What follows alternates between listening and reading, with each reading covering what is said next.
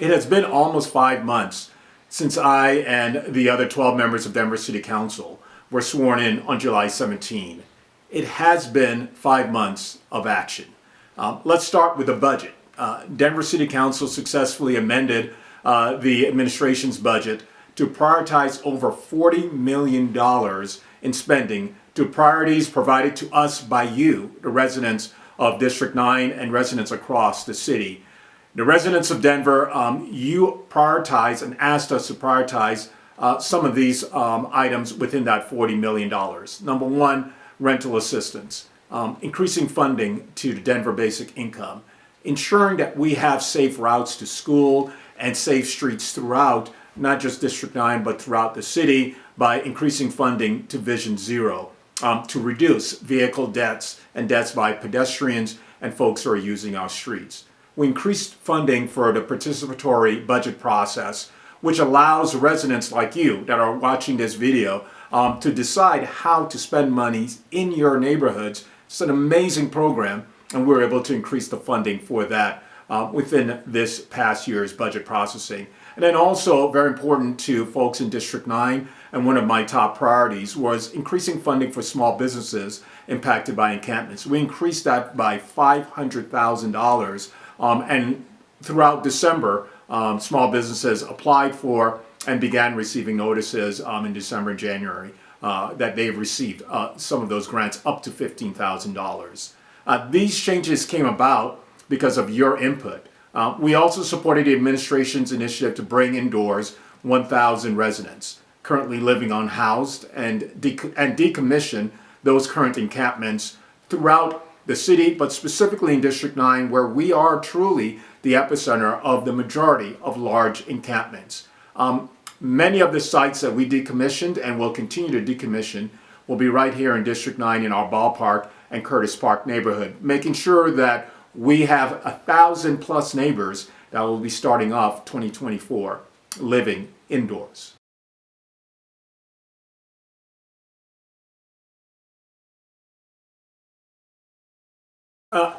As I think of my top priorities for 2024, I've got to say, neighbors and friends, my top priorities remain consistent.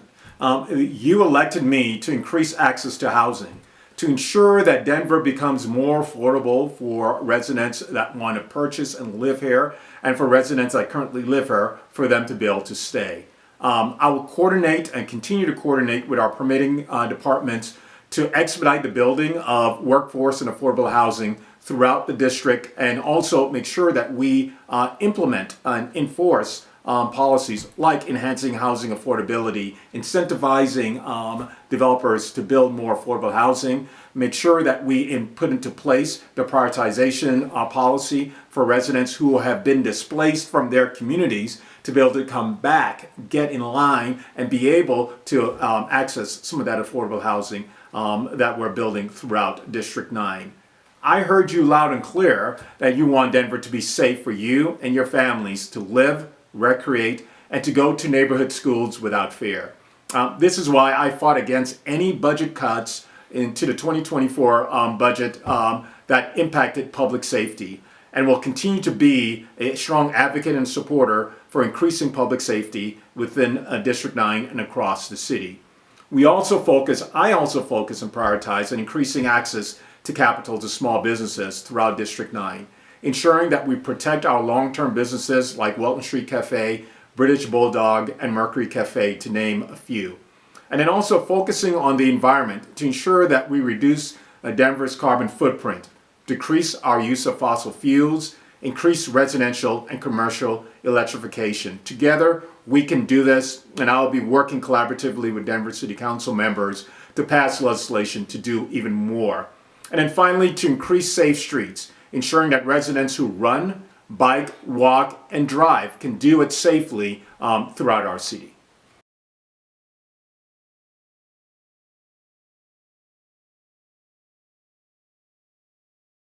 As we look to 2024, there will be challenges that we're going to face in District 9 and across the city. First and foremost, the migrant crisis. I anticipate that there will be more folks coming from the southern border to the U.S. And there will be more states like Texas sending more of those immigrants to Denver. We have to stand up a process and a policy to make sure that we can care for those migrants coming into our city while still ensuring that we're reducing the number of current residents that are living unhoused on our streets. That is going to be a massive change in process and focus. It will have a dramatic impact on our budget, ensuring that we are spending the dollars in the right ways to make sure we're facing this, both the migrant crisis as well as the crisis of the unhoused. We're also seeing a slowing of our economy. So while spending has to increase on some very specific targeted programs, we need to make sure that we are looking at really what the impacts are to the economy and the slowing of growth within the city and county of Denver, and ensuring that we are prioritizing and that we are fiscally responsible as Denver City Council members as we look at the 2025 budget. Looking at the opportunity to increase funding for rental assistance for folks who are struggling with housing stability, ensuring that we are looking at workforce housing while still maintaining support for our small businesses to make sure we thrive in Denver. There are many issues that we're going to have to face, but it is my expectation to continue, as I did during my campaign, to work collaboratively with leaders across City Council, to work with the administration, and to work with you, individual residents and small business owners throughout District 9, to not only identify solutions, but to execute those solutions in a way that positively impacts you and your families.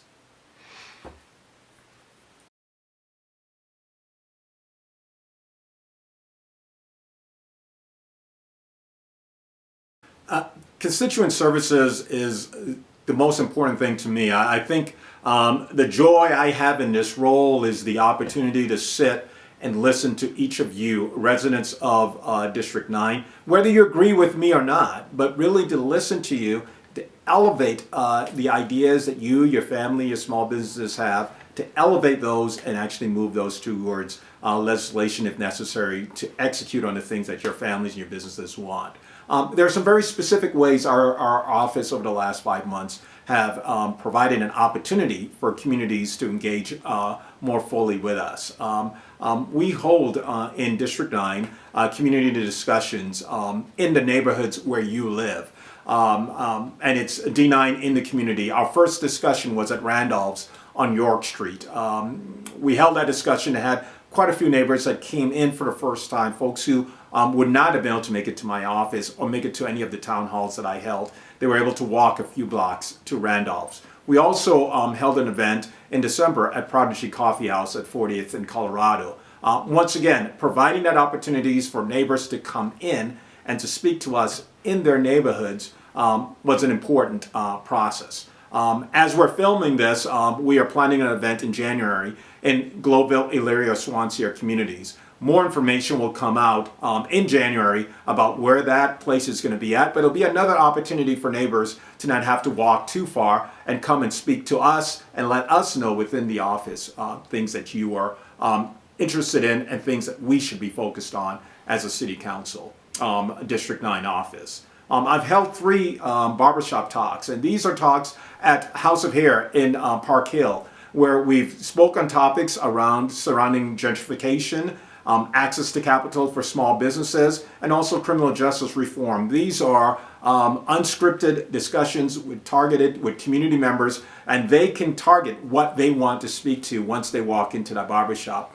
I think those are rich discussions, and we will continue having those throughout 2024. We're proud to have held well over 70 discussions and interactions with community members, either held or participated in over 70 of those interactions, and we plan on doing many, many more. This has just been the first 5 months since you've elected me, and I have been so honored to hear your voices, to fight for the things that you believe that are important, and to lead on Denver City Council. I look forward to doing that even more in 2024.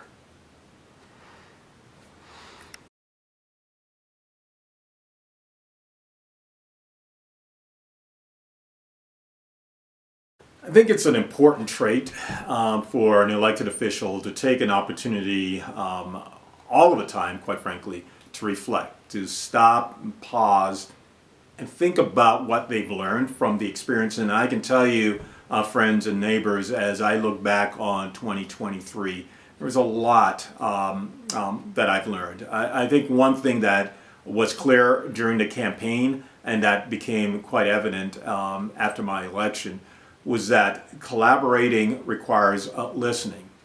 So listening to each of the other 12 city council members, listening to individuals who work within the city and the city departments, listening to the administration, it helped informed educated steps, thoughtful steps that I took when it came to legislation. So when you consider the budget process that I just described, the $1.37 billion budget that we were engaged in the process of passing and approving that the administration sent, the collaborative approach of listening to each of my council members while listening to community members and also the departments that will have to execute on the outcomes of that budget were essential parts of how and why I thought as city council we were extremely successful with putting forward priorities and spending and cuts based on those priorities. It was because we had a collaborative approach, and it all began with listening.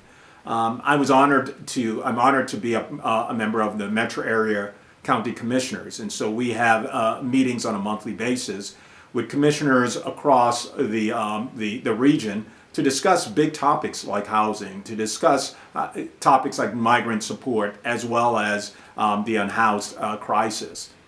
Making sure not only that we are listening in Denver, but that we're also taking the ideas from our regional partners, our regional counties, to make sure that what we do here doesn't have unintended impacts to the folks surrounding us, but also that we provide an opportunity for the county commissioners surrounding Denver County to participate in solutioning for some of the big issues that we're facing here in Denver, like housing affordability, like the unhoused crisis, and like the migrant crisis. So as I reflect, I think it continues to bring me back to some of the things that I ran for and ran on, which is truly listening, truly making sure that I remain humble and understanding that the ideas of the whole, all folks in communities, all folks that work for the city and county of Denver, and the ideas from my council members are just as important as all of the great ideas that I come up with on my own. So my reflection is, as a council member, is to listen more and to work harder to collaborate better in 2024.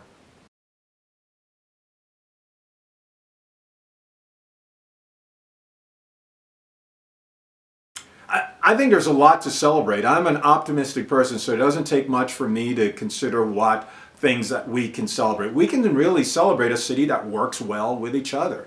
As you look around the state, the region, the country, you can find very easily pockets of city governance or elected officials that cannot work collaboratively with each other on behalf of the residents who elected them. I think we can celebrate that we've elected a body of folks within Denver City Council that can. We disagree.